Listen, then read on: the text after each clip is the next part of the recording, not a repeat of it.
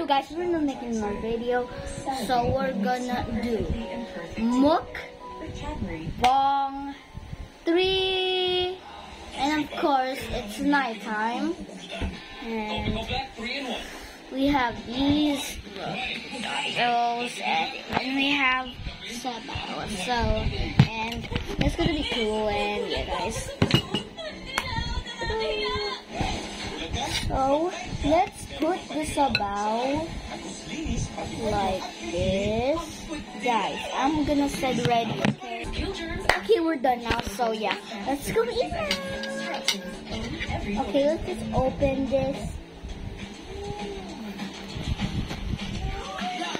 I opened it.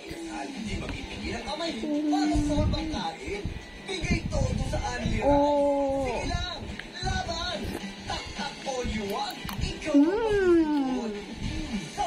The egg.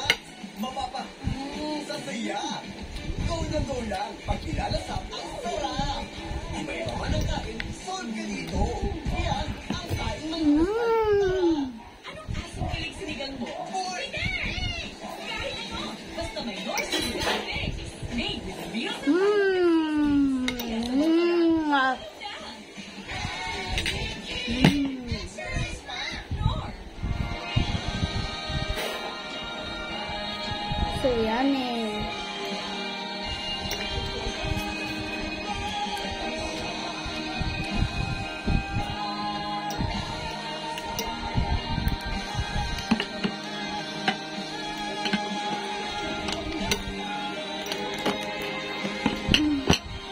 So yummy.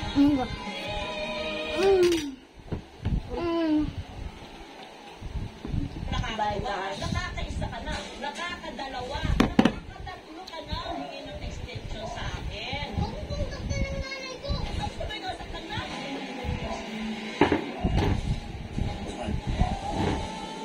It's time for a healthy food trip. Alasin mo yan. Lagay mo yan. Ang bata mo. I-flex natin ang healthy foods ng Alfonso Cavite. Yung sa naghigop ka na, naglabay ka na. Saturday, 8:50 p.m. on GTV. Malinamnam na butsero, alam mo bang pwedeng iluto ng may pilaw na sabaw? Traditional dish ng mga kababayan natin Maranao. Gagawin natin gamit ang authentic ingredients. Ramen is one of our go-to dishes when we are craving for Japanese cuisine. Sure, wala.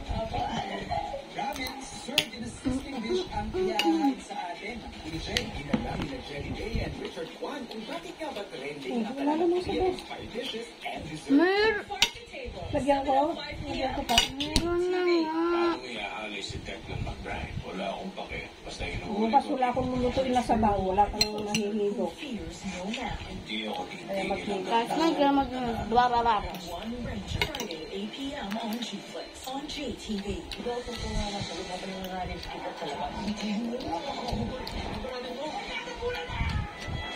Isang grupo lang ang matitira. Mga batang Lunes, Lunes hanggang Biyernes, 8:50 p.m. Ngayong eleksyon 2025. Dapat totoo. Totoong informasyon, totoong balita, totoong datos, Totoong numero. totoong isyu. Spicy.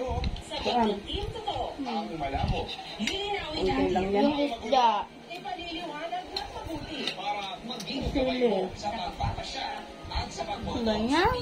Okay lang yan. Okay lang naman. Election 2025. Dapat truth lang. Dapat confirm. Dapat legit. No cap. At spitting facts only tayo. Kami ang team totoo. Ngayong eleksyon 2025. Dapat totoo.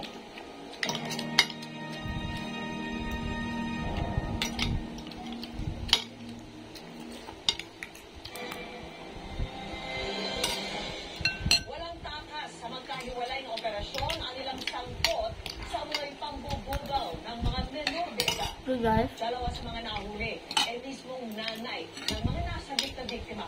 Nakatutok si John Consulta. Napaiyak ang mga batang ito nang sagipin ng mga ente ng NBI Human Trafficking Division sa Pampanga. 4 ang arestadong suspect. Ang isa sa kanila, sarili mismo nilang ina. Ang iba, kanilang mga kamag-anak. Paulit-ulit nang pumupunta dito sa Pilipinas. Patuloy niyang i-exploit na ginadala nila sa hotel. And then, so kung nandito sila, nandito yung mga foreigners, cash on cash basis. Minsan itong mga foreigners na nakatransact nito ating mga mothers, Filipinas, at binibenta din sa ibang mga parokyano, minsan sa dark web pa. Ang mother in particular, sila po nag-engage din sa online exploitation ng kanilang sarili. And of course, we have mango now. Tama na yan. Inaalok nila yung kanilang mga minoriedad na mga anak na babae. At kung minsan, pati yung mga anak nilang mga lalaki ay inaalok nila sa foreigner at mas mataas ang bayad. Sa Tarlac naman,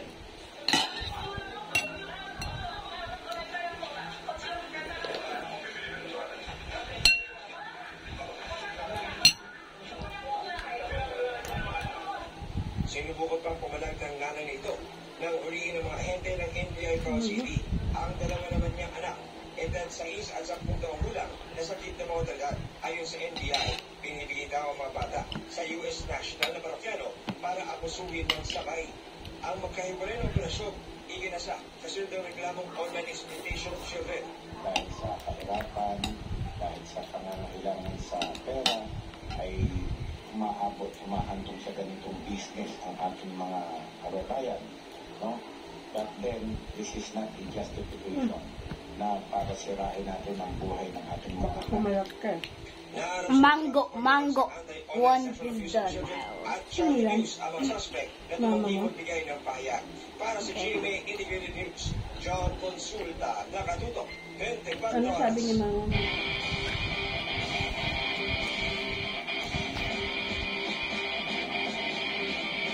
Kailan daw sila Inhale, exhale. Pero paano Hapon or gabi daw. Malaman yung 79th most polluted air ng Pilipinas worldwide noong 2023. Worry no more dahil may mas pinaliit at ginawang abot kayang paraan para masukat ang Let's see. Give me more. Wala na, ako na yan, no? 5 micrograms per cubic Biyak meter na yan, no? ang naitalang air quality sa bansa ayon sa World Air Quality Report noong 2023. Halos 3 beses na mas mataas yan sa 5 micrograms per cubic meter na annual average standard ng PM2.5 concentration na itinakda ng World Health Organization. Pilipinas ang naitalang 79 most polluted Ganda mo na air yan dun. out of 100. Guys, wait. I'm gonna do this, okay? yung air quality is an unseen problem all around the world. It becomes really concerning to Filipino health and world health. Di na bagong konsepto ang pagsukat sa kalidad ng hangin. Pero what if may murang portable device na pwede mag-monitor ng real-time air quality anytime, anywhere? And so many rice. Sagot kaya ng Bakit naman ganyan? air quality detector developed by grade 12 students from Laboratorio High Just School. wait there, guys. Ang 10 to 50,000 pesos average cost kada unit sa merkado. Mas maliit at ginawa pang abot kaya. Our air quality monitor po is used po indoors and outdoors. Isa rin po kasi na sa difference namin is portability. For 3,000 pesos, you're getting gold standard. Okay, I'm here now, guys. And yeah. And it's 9. Go drink water. Respiratory disease. Calibrated ang prototype ayon sa air quality standard ng World Health Organization. Our calibration work and our air scan is accurate to the 96% Vice connected through Wi-Fi. So, and we have created a website for that will show it. So, it is accessible to home or not. So, this is Aeroscan. It can be powered by an external power source. It can be powered batteries driven through a wall outlet. It only needs to be in range of Wi-Fi. Aeroscan is only Awesome. for optimal air circulation. Scans dashboard. First, Asinta no kanoy giru ni sonemasen yo. Taon ay ginawa ang first place ang Aeroscan. sa Division Science and Technology Fair.